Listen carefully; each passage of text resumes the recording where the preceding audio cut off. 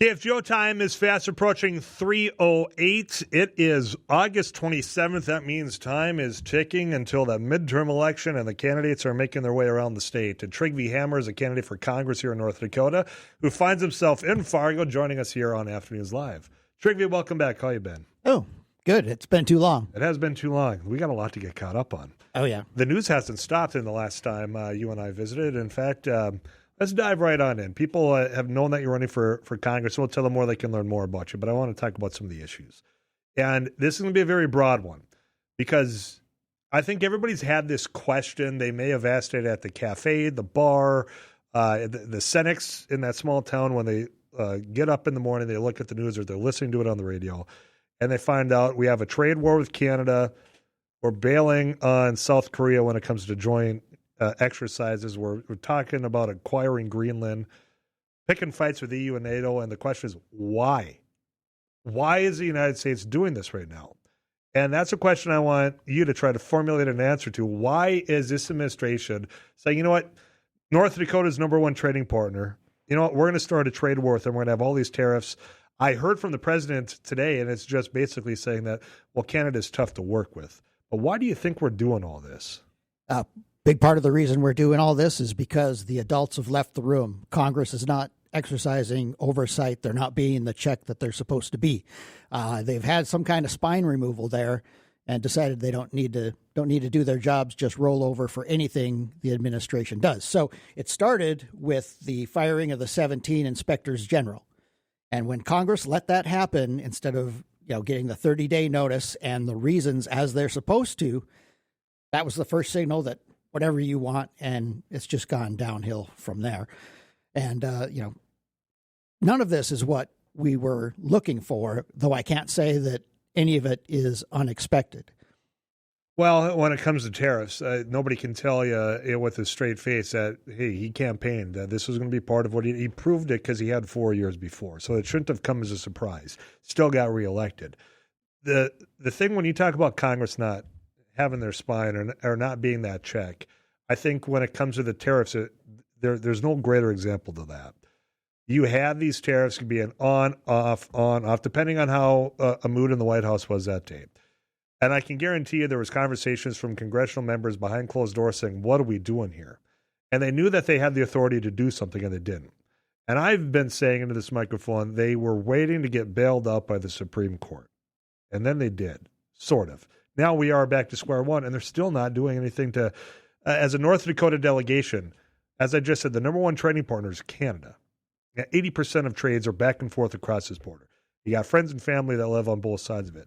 And I have seen nothing from any of our members of Congress. Yeah, and while we're saying that about a lot of things, that, this happens and then we hear nothing. They sit on their hands, keep their mouths shut, and don't do anything about it. When the Constitution says that, the power to tariff belongs to the Congress, and they can be taking control of that. I was just reading in the Fargo Forum out in the lobby before I came in here, and there was a letter in there that said, cheaper beef today, fewer cattle tomorrow. It's like cattle producers have to be wondering, what is going on, because everything that could go wrong is going wrong. We had the New World screwworm fly is starting to get into our country again. And then, this surprise, here's 300,000 metric tons of beef from somewhere, though we still don't know where. Mm-hmm. So if you're a producer right now, so you're a livestock producer and you have a heifer, are you going to sell it or breed it? And when you're making that decision, you're looking at drought and the cost of hay, forage, how the pastures look. You've got a lot of things to think about. And meanwhile, what does the Secretary of Agriculture say? She says, we're at this low herd because of the Biden administration. Not true at all. She hasn't looked at all into it or doesn't understand how the whole cycle works. But, there are a lot of things that go into that decision of whether to build your herd or sell. Well, and I mean, it's either always a fallback of Biden's fault, the Democrats' fault, or the media's fault. There's never a reflective moment in a mirror of saying, okay, what is it that we're doing here? And that's not just about the secretaries, but I mean, certainly when it comes to Congress, just not doing what I think people are expecting. It's not to pick a fight every single day, but at least giving yourself a hand in what is being dealt out here, and they just have gotten quite cozy and comfortable with not having to worry about any of it. Yeah, and I have said again and again that if Republicans in Congress were exercising that oversight, being that check, they would actually make this a better administration and make Trump a better president. Mm-hmm. Trygvee Hammer is our guest. If you want to join the conversation, you can do so at 352-70. You talked about those beef imports, and you're right. We don't know where it's coming from because they don't want to tell us. The president said that he doesn't want to say. Secretary Rollins said she's not privy to say. I just had a conversation with what we call him the meat dude, saying that's the biggest problem that he sees in this. It's not that we haven't imported before, maybe not the volume, when it comes to like lean trimming imported for maybe fast food restaurants, because the uncertainty of not telling us where it's coming from is a concern that people are not going to trust buying beef for whatever reason now. So I don't know what the fix is now that the announcement out, but you're a member of Congress. If you win in November, what do you do? Well, for beef producers specifically, we need that mandatory country of origin labeling. And then I would like to actually see a truth in labeling that shows the parent company for whatever brand you're buying. So the big four meatpacking plants or operations can't hide behind these different labels that they've bought up over time. When it comes to the meat packers, it was underneath President Trump's first term. They were going to have the Department of Justice investigation, see what's going on there. I haven't seen any findings, any report of what they found in this investigation or what roadmap there is saying, okay, this is what we need to do to break up that monopoly or what, if that's the case. So we're just sitting here saying, okay, we got to investigate, we got to do something with these four meat packers. I don't see a course of action being taken anywhere on this, Trygvee. No. And, during the Biden administration, Tom Vilsack was going to put in a rule. It was for, I forget the name of it exactly, but it was for making the markets more fair and transparency and pricing. And they held it back. They said they'd leave it for the next administration, and it never got instituted. And the RCAF was against it. Most of the small producers were against it because it let your smaller producers make a claim for unfairness without having to prove that it was unfair across the entire market. 35270 is the Adventure RV Text Club. I'm going to take a break. Trygvee Hammer is going to hang out for a little while. I want to talk, of course, his background in serving this country. There was news all over about the USS Abraham Lincoln. I want to get his take on that. Data centers are a topic everywhere going on. If there's a topic you want to pick his mind on, that's how you can get a hold of us. You can also call us on the Northwest Tire studio line. That's at 237-5948. We'll come back with more conversation with congressional candidate Trygvee Hammer next. Our guest right now is Trygvee Hammer. He is the congressional candidate for the Dem-NPL here in North Dakota. I'm going to read some of these messages. I encourage listeners to send those in. That's at 35270. Tyler, if we pay the tariff when we put it on, and Canada has to pay the tariff when they put on a tariff, why should it make a difference? Well, it's actually bad for both sides. Back in the 1920s, we put tariffs on Europe, and they put reciprocal tariffs on us, and those tariffs actually deepened the depression for them and for us. When it comes to, because I've had messages ever since the start of this latest round of fighting with Canada, somebody wanted to make the point that Canada is going to get hurt more economically than the United States. And I think even Canadians, the Prime Minister, are acknowledging that. There's a reason why they're talking about having programs available for workers that might be impacted because of this economic battle going on with the United States. On this side of the equation, it seems like we respond by changing the name of a lake from Lake Ontario to Lake America, as though that's going to really rile up, support on the United States to say this is where we're going here. I just don't get why our closest ally, our closest neighbor, is the focal point with everything else going on in the world right now.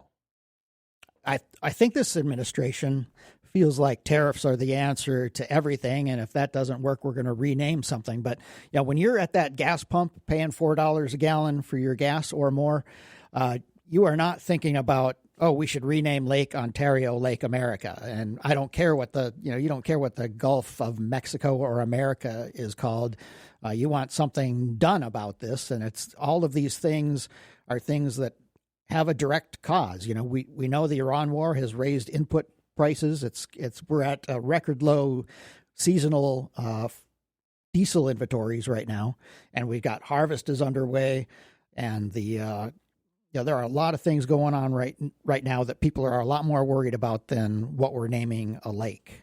When it comes to the war in Iran, I mean, this is supposed to be 4 weeks. We are now multiple months. I think it was February when we started this war. The Strait of Hormuz, if that's the only thing that we accomplished is getting that reopened again, was this a failure by this administration, or what's a win, I guess, when it comes to where we are currently, where it seems like we're just kind of staring at each other? What we're really seeing right now is kind of a sunk cost fallacy. We've spent all this money, we've spent lives there, and now we're going to have to keep putting money in so that we get something out of this investment. But normally, sunk cost fallacy just costs you more money, and that's all it does. I think we have to find a diplomatic way out. I've had people in comments on social media say that, we just need to, let's nuke them. Let's, turn it into a parking lot. Well, who are we if we go with that option? And we want to make things better. And if we can get out of this just with everybody still flows freely through the Strait of Hormuz, I think we're good. If I was Iran, I would not be even worried about having nuclear weapons right now, because I've got the Strait of Hormuz. And the dumber weapons that they're able to use, or the cheaper ones, have actually proven quite effective. When it comes to what the outcome has been thus far, going into this, and reporting just came out yesterday or the day before about some of the warning signs that were given to the administration from intelligence saying, if you do this, here are the scenarios that could play out. Since we did engage, in the report saying that the president seemingly just ignored those, it seems to me that we exposed to Iran and the world that they control that strait. Whether they knew it before this or not, they know they can now. And that gives them, to me, more leverage because of us starting this war than what they had prior to it when it comes to the global economy.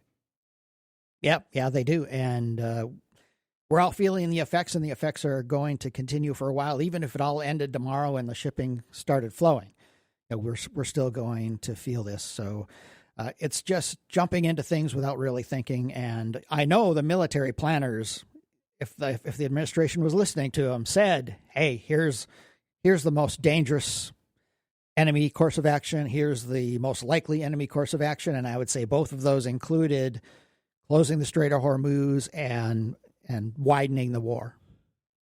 Before we get to the bottom of the hour news, and I've got multiple questions and comments coming in by listeners here, and I'll get to those. I'll give you my word after the bottom of the hour news.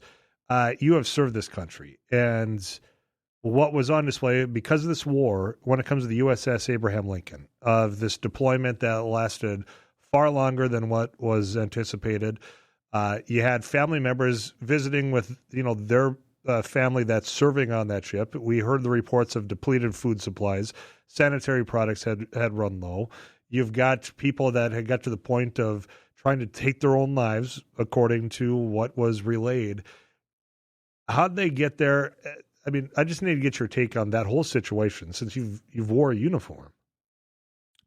Yeah, well, so I went to Iraq in 2003, and the difference there was, we came back out of Iraq into Kuwait, and I was overjoyed to see porta-johns. That was a height of luxury, and we had tents with actual mattresses on beds, and but we knew we were going into a war zone, and we weren't confined to a ship. So when I hear folks say that, send them there, they need more Huggies on the Lincoln or whatever. Well, one, they went out not knowing or expecting a time when they would come back, at least a window. And that window went away, and now all of a sudden they have all this uncertainty. And shipboard conditions, you have a very small personal space, a little like 2 feet vertically to slide into your rack, and a curtain you can close for privacy, and that's what you got. So it's more difficult than it was for me, able to walk around the city of Al Kut, Iraq, well, with a bunch of my buddies with rifles, but there's a little more freedom there, and it was a time of war. We are not at war these ships should be properly supplied. And we know that they weren't. And it's not just that Lincoln, because an admiral did visit, and as he left, he said that, yeah, that's been rectified. So it did exist.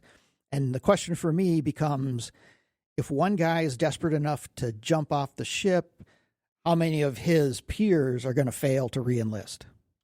Well, and to that point, when it comes to failing to reenlist, underneath the I guess you could say the leadership of Pete Hegseth, I've seen the number of people that have been trying to, get out of service on conscience terms has risen. As, the objections that they've had, whether that's on orders or the direction there. How do you fix morale as a member of Congress? What can you do if you win in November, knowing what it's like to be serving in those boots? Because morale seems to have just taken a big hit right now. Yeah. Well, that's why you see a lot of Democratic candidates who have served running this year. My Naval Academy classmate, Eileen Laubacher, is running against Lauren Boebert in Colorado. We've got a lot of veterans running as Democrats this year because, a lot of it's because of Pete Hegseth. He's an unserious guy in a serious job. He's in over his head. And the reason I say that is because he is concentrating on stuff that like a company first sergeant or maybe battalion sergeant major would be concerned about. And he's supposed to be looking at, global defense instead. Final question in the less than a minute I have left. Should the Secretary of Defense be campaigning in Iowa on a partisan ticket? No, that is not supposed to happen. That's a Hatch Act violation. And a guy who was very good about not doing that and specifically saying, even answering questions on interviews that, oh, no, I'm not wearing that hat right now, was Pete Buttigieg. I remember him. He would not answer those kind of political questions when he was there as Secretary of Transportation. You got comments coming in to 35270, questions as well about what you do when you are in office for constituents. We'll come back to more of this conversation. Trygvee Hammer is my guest. He's a candidate for Congress in North Dakota. I'm Tyler Axness, your host. Let's get you caught up with KFGO News, and we'll come back to more Afternoons Live right after this. My guest is Trygvee Hammer. He's a candidate for Congress here in North Dakota. And Trygvee, I told you got comments and questions coming in, so I'm going to read those and get your response. Tyler, will you please ask Trygvee if he will ask his constituents to only reference congressional bills when speaking to his office? I just got off the phone with Fedorchak's office and was asked to do that or an executive order that's impacting my farm. I've actually given this some thought, and I will have people working in my offices who they might not even share my same ideology or consider themselves Democrats, but who want to help folks. And also, I don't want anything that comes out of my official office to seem at all partisan. But there will be less of that because I will come back to North Dakota and talk to people face to face. That's the only mandate that North Dakota voters give you when you're running for Congress is to go to Washington, D.C., do your job, then come back and face us. Well, and to get a clear understanding of what is actually impacting your constituents is to have those face-to-face meetings. I get it's uncomfortable. I had to do it. I was just in the state Senate, but we had weekly gatherings. I'd be in Bismarck all week. We'd come back and we'd have a forum so people could either chew me out on the vote I took or say, hey, this is what's impacting us. And for some reason, that has gone away. And I don't know if it's fear of the public, but it is expected as a public servant to respond and be a part of public conversations. And I don't see that happening right now. Yeah, and we're hearing a lot of that out there. People don't feel heard. So when I walked into that Republican convention and shook hands and talked with folks, that was mostly, when I say I talked with them, I mostly listened. And then we had invitations to Edgeley and Lincoln and all these other places. And it was really about being someone who's willing to get out there, talk to people who might not disagree with you. When you're out and about, because I've noted you've been to a bunch of these town halls, I've seen the panels that you and other candidates, both sides. I mean, during the primary, I saw you amongst other Republican candidates challenging office holders. I'm curious what you're hearing the most when you're out, because if we're talking about, hey, our delegation's not doing that, you are. What are you hearing? Well, what we're hearing, it really depends on where you go. Sure. Like if you're down in Edgeley, you're going to be hearing about data centers, right? Or Ellendale. And other places, it's kind of the same theme. There's this idea of, great, we have our first trillionaire, but we still have, seniors living in poverty and kids who are food insecure. A lot of the folks I've talked to out there all across the spectrum are really in favor of the school lunch program. They're starting to see that this is an up-down, not a left-right problem, that these big corporations, they feel like can come in and they're going to get rolled over and nobody is going to speak for them. What's interesting when you talk about, that top getting their share, the rest, here's your crumbs. I just noted that it came out, I think, yesterday during a legislative hearing that when it comes to the data centers, they have had the benefit of $65 million sales tax breaks just in 2024. That number is going to be much larger here at the end of 2026 because they're here, they're building. And we give that away, but when it comes to child care assistance, where there is a program right now, they are short $35 million. We got a special session coming up next week, and they didn't have the wherewithal to even take up considering $9 million for child care. So I just, when you were saying that, that's exactly what came to mind of, okay, let's make sure they've got theirs. But residents here that are trying to go to work, raise a child, both mother and father working, and we can't seem to spare any assistance to that. It's priorities, Trygvee. Yeah. Oh, and that assistance for childcare, that helps with our workforce problems, and it stimulates the economy because now there's someone is going in, making money, and they're going to spend it in their local economy. 35270 is the Adventure RV Text Club. Tyler, the word intelligence doesn't apply in any way to any faction of this administration, including our current useless delegation. Ooh, strong words. That one's lengthy. I'm going to share that one later. Tyler, it is crazy that North Dakota Dems must sound like apologists for Trump. He is a convicted rapist and crook. If North Dakota Republicans accept that, then run them out of state. I'm not really sure where they're getting at with that one. The thing that I've been hearing at other times when you've joined is the uncertainty. When it comes to agriculture, for trade, I'm uncertain where it is. When it comes to small businesses, again, trade. Whenever we talk about, business being done and, hey, this is why you have to have Republicans in office, is business friendly. We've got certainty there. They can't run on that right now, Trygvee. No, we have become, an unreliable trading partner, an unreliable ally. And it's forcing some long-term changes. We were talking about Canada earlier. Mark Carney has mentioned building a pipeline to their west coast. So instead of oil being piped down through the United States, it's going to go straight off to China. And I've said that, in this war, this Iran war, probably the biggest winner so far is China. They've had actual ships out there observing what we do, so they're learning how we operate. We've pulled ships from the South China Sea out to the Arabian Sea for this threat. So we're kind of seeding those waters. So China has been winning big. Plus, they had oil reserves that they held on to as well. What you're talking about is some of that long-term impact, because I've got some of the, regular listeners that certainly don't agree with me. I don't know if they like me or not. It doesn't really matter. Saying how the president is right to be taking on Canada because, we've been abused, just taking everything that the president said earlier today and putting it in text form here. There's a long-term impact that I don't know is being taken serious enough. You just mentioned that Canada is talking about building a pipeline going to the coast. They're also talking about engaging in greater depth conversations with the European Union on having trade relationship there because they can't trust the United States, not with this administration at least. That's going to take a long time to build that trust back. It will.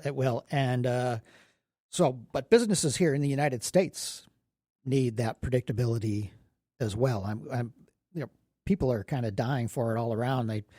You want to wake up one day and see there's not really any news, that nothing has changed. I just saw that on the ticker that Trump signed that import the beef thing. So I still don't know where it's coming from. Nobody does because they're not telling us, and that's the problem here. And for those that are saying, well, it's still an active negotiation. If you're telling me he just signed it, there's no longer a negotiation, so come forward with it. Where are we getting this beef from? Because that excuse is out the window. Plus, he's been upfront talking about other negotiations going on. If people want to learn more about your candidacy, I imagine there's a website and all that you want to let out. Oh, yeah. There's hammerfornd.com. That's hammer, FORND.com. What's the final word you want to get on? I'm sure, we still got a couple months before the election. The Congresswoman Julie Fedorchak joins us, and I need to get you on more frequently. But what's the message you want to get out today before I let you go? Well, I know there are a lot of people in North Dakota who consider themselves Republicans, and I've run into some who said, I'd vote for a dog before I'd vote for a Democrat. But if you're looking for someone or worried that, is this guy going to be a rubber stamp? Will he be able to reach across the aisle? I'm the only candidate in this race that went to the North Dakota Republican Convention. I am ready to get there and do the work. And like I said, I will come back and face you, and I don't care what letter you think you have behind your name as far as political affiliation. To that point, that allows me to ask this last question that just came in. You're saying a debate. Somebody's wondering, is there any chance there will be a debate? October 8th, 7 p.m., Prairie Public. We're hoping that'll be an in-studio one. We're hoping for another one in Bismarck on the 13th. We've said anytime, any day we'll show up.